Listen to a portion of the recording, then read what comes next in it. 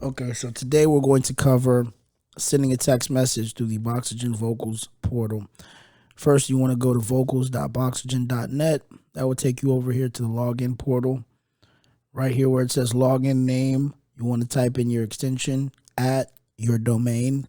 This information would be provided to you when your Boxygen Vocals account was set up. Type in your password, then click login.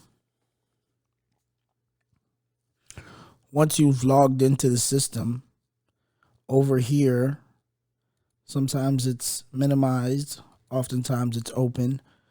You will see an option here to the far right of the screen that says contacts. Click contacts. Once it's opened up, you would click start a conversation.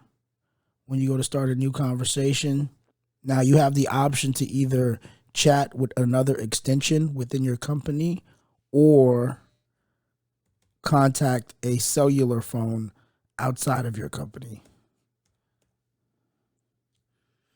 Okay.